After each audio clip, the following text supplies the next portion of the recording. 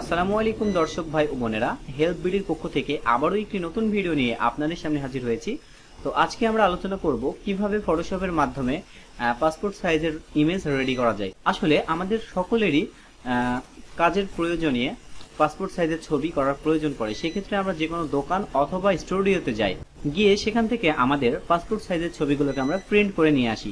আপনি যদি নিজেই নিজের কাজটি জানেন এবং ফটো এডিট করতে পারেন, তাহলে পেন ড্রাইভের মাধ্যমে আপনার ছবিটিকে রেডি করে যে কোনো স্টুডিও বা কম্পিউটারের দোকানে থেকে আপনি আপনার ছবিটিকে প্রিন্ট করে নিতে পারবেন। তো এই জন্য আমি সর্বপ্রথম চলে যাচ্ছি আমার ফটোশপে। ফটোশপ থেকে এখানে ফাইল অপশনে ক্লিক করবেন, তারপরে ওপেন থেকে আপনি ইমেজটিকে রেডি করে নেবেন। জাস্ট আমি একটা ইমেজ রেডি করে নিলাম। তো রেডি করার ইমেজ নেওয়ার পরে সর্বপ্রথম কাজ হচ্ছে ইমেজটাকে ক্রপ করতে হবে পাসপোর্ট সাইজে। তো পাসপোর্ট সাইজের মাপটি হচ্ছে 1.5 ইঞ্চি, তারপরে 1.9 ইঞ্চি, রেজলিউশন 300। এবার আপনি আপনার প্রয়োজন মতো ছবিটিকে নিয়ে নিন। আমি উপরে মাপটা দিয়ে নিয়েছি। এখন আমি আমার প্রয়োজন মতো ছবিটিকে কেটে নিব। আমার প্রয়োজন যতটুকু নিলে আমার ভালো লাগবে পাসপোর্ট সাইজে। তো আমি এতটুকু নিলাম, নিয়ে আমি এন্টার প্রেস করলে আমার ছবিটি ছোট হয়ে যাবে। কিবোর্ড থেকে অল্টার প্রেস করে মাউসের কার্সারটি ঘোরালে ছবিটি জুম হবে। তো ছবিটি জুম করার পরে এখন আমরা দেখব আমাদের কি ধরনের এডিটিং করা প্রয়োজন। তো সর্বপ্রথম আমরা দেখতে পাচ্ছি ছবিটির বাম সাইডে একটু ব্রাইট এবং ডান সাইডে অন্ধকার আছে। তো এটি দূর করার জন্য আমরা সর্বপ্রথম ইমেজ থেকে অ্যাডজাস্টমেন্ট থেকে শ্যাডোস অ্যান্ড হাইলাইটসে ক্লিক করব। তাহলে দেখুন আমাদের এখানে এই সাইডটা কিন্তু অলরেডি কিন্তু একটু পরিষ্কার হয়ে গেছে। তো এখান থেকে যদি আমরা আরেকটু অ্যামাউন্টটাকে বাড়িয়ে দিই তাহলে আরও ক্লিয়ার হয়ে যাবে এবং ছবিটি দুই পাশে আমাদের সমান হবে। এবং হাইলাইটসটিকে যদি একটু কমিয়ে দিই তাহলে দেখুন অন্ধকারটা বাড়ছে। তো এটা দরকার নাই, ওকে দিলে জাস্ট এনাফ। তো তারপরেও যদি অ্যাডজাস্ট না হয়, দুই পাশ যদি সমান কালার না হয়, সেক্ষেত্রে আপনারা পুনরায় ইমেজ থেকে আবার রেজলিউশন, তারপর শ্যাডোস অ্যান্ড হাইলাইটস এখান থেকে ক্লিক করে সামান্য একটু বাড়িয়ে দিবেন। তাহলে দেখুন ইমেজটা কিন্তু দুই পাশে এখন মোটামুটি পর্যায়ে চলে এসেছে। তো এখন আমাদের দ্বিতীয় কাজটি হচ্ছে ছবিটিকে যদি আমার ব্যাকগ্রাউন্ড রিমুভ করা লাগে, সেক্ষেত্রে আমরা ছবিটিকে কেটে নিব পেইন টুলস দিয়ে। তো পেইন টুলস ব্যবহার করার বিষয়ে আমাদের ক্লিপিং পাথের টিউটোরিয়াল দেওয়া আছে, আপনারা সেখান থেকে পেইন টুলের ব্যবহারটা দেখে নেবেন। তো আমি এখন ইমেজটিকে কেটে নিচ্ছি।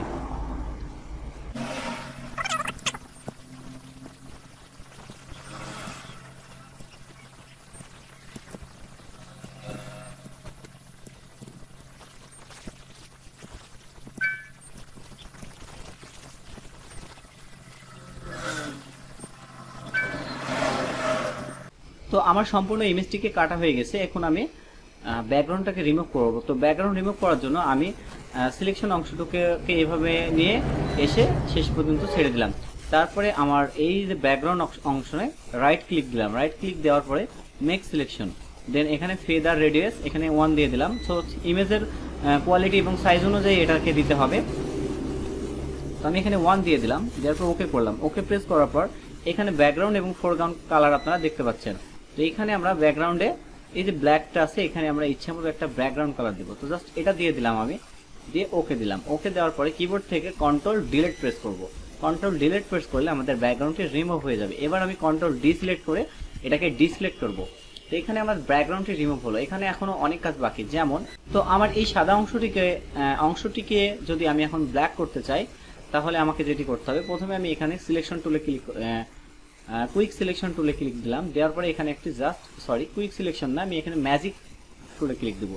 দেওয়ার পরে এখানে জাস্ট একটা ক্লিক দিলে তারপরে যখন দেখছেন আমার এটা এখন কিন্তু ব্যাকগ্রাউন্ডে সিলেক্ট হয়েছে। তো আমার দরকার ছবিটিকে সিলেক্ট করা।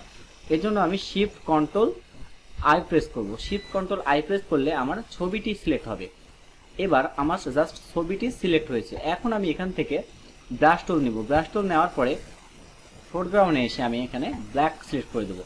দেওয়ার পরে আমার ব্রাশটিকে আমি ছোট করে নিব। জাস্ট এখান থেকে রাইট ক্লিক করলে ব্রাশটির সাইজ ছোট এবং হার্ডনেস দেখা যাবে। তো আমি জাস্ট এই সাইজের ব্রাশটি নিলাম। নেওয়ার পরে দেখা যাচ্ছে আমার অনেক এখানে ডিপ হচ্ছে। তো এই ডিপটি দূর করার জন্য আমি এখান থেকে অপাসিটি এবং ফ্লো এই দুটিকে একটু করে কমিয়ে দেবো। তাহলে দেখতে পাচ্ছেন আমার এখানে এখন আমি যদি প্রেস করছি তাহলে আমার এগুলো কালো রং হচ্ছে। তো এইভাবে আমি জাস্ট সাদা অংশগুলোকে একটু কালো করে নেব জাস্ট চুলের ক্ষেত্রে। তো এই ছবিটি আসলে একটা বাজে ইমেজ আমি নিয়েছি। অন্যান্য ভালো ইমেজগুলোতে আপনাদের কাজ কম করতে হবে, বাট জাস্ট আমি দেখানোর স্বার্থে একটি জাস্ট সাধারণ ছবি বাজে ইমেজকেই নিয়েছি।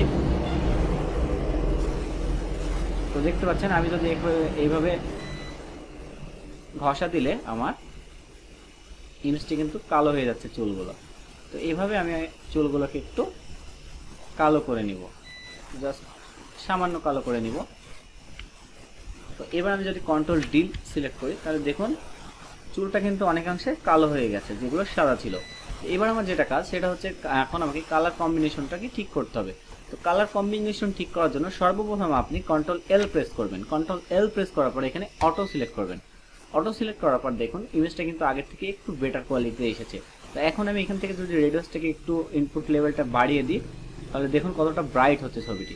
এবং এখান থেকে লেভেলটা যদি একটু কম বেশি করি তাহলে আমার ছবির পরিবর্তনটি আমি বুঝতে পারবো। জাস্ট এখান থেকে সামান্য একটু বাড়িয়ে দিলাম। তো এখন দেখুন ছবিটি একটু পরিবর্তন হয়েছে আগের তুলনায়, এবং আগে যেরকম ছিল সেই তুলনায় ছবিটি একটু ভালো হয়েছে। তো এবার আমার যে কাজ, এখন যদি আমার ফেসের দিকে আমার কোনো প্রবলেম থাকে, যা পিম্পলস অথবা যদি কোনো ক্ষত বা যে কোনো দাগ থাকে, সেক্ষেত্রে আমরা এখান থেকে স্পট হেলিং ব্রাশ টুলে ক্লিক দিব। দেওয়ার পর এখানে জাস্ট ক্লিক দিলে দেখবেন আমার স্পটটি চলে যাবে auto. Spot healing brush tool, okay. তো এখান থেকে দিলে দেখুন আমার ছবির যে অংশগুলো একটু খারাপ রয়েছে বা ক্ষত বিক্ষত, সেগুলো কিন্তু আমার স্মুথ হবে। তো এখন দেখুন প্রায় স্মুথ হয়ে গেছে। এই ছবিতে বেশি স্মুথ ছিল, স্মুথ প্রায় ছিলই। তো এখন যদি আমার মনে হয় ছবিটি আমাকে একটু কালারাইজ করা লাগবে, সেক্ষেত্রে আমরা কন্ট্রোল বি প্রেস করব। করার পরে এখানে একটু কম বেশি করব। জাস্ট এগুলো হচ্ছে বেসিক একেবারে নর্মাল কাজ। তবে কালার গ্রেডিয়েশন, রিটাচিং, এগুলো অনেক অ্যাডভান্স লেভেলের কাজ আছে, যেগুলো আমি আপনাদেরকে পরবর্তীতে দেখাবো। জাস্ট সিম্পল যারা ইমেজগুলোকে রেডি করতে চান বা করবেন তাদের জন্য ভিডিওটি আজকে। তো দেখুন একটু মোটামুটি পর্যায়ে চলে এসেছে। তো আমি এখন যদি এখানে ব্লার দিই সামান্য,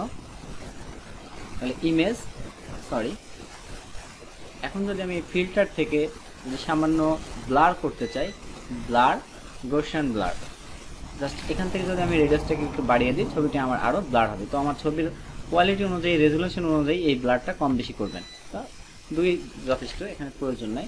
এবার আমি ছবিটিকে সেভ করব। সেভ করার জন্য কন্ট্রোল এস প্রেস করলাম। কন্ট্রোল এস প্রেস করার পরে ছবিটিতে একটি নাম দেবেন আপনার ইচ্ছা মতন। আমি জাস্ট একটা নাম দিয়ে দিলাম। আমি যেখানে সেভ করবো ডাউনলোড অপশানে সেভ করলাম, জেপিজি সিলেক্ট করলাম, এবার সেভ দিয়ে দিলাম। জাস্ট ছবিটি আমার সেভ হয়ে গেল। এখন যদি আমি আমার ডাউনলোড অপশনে যাই, দেখুন আমার ছবিটি কিন্তু রেডি হয়ে গেছে।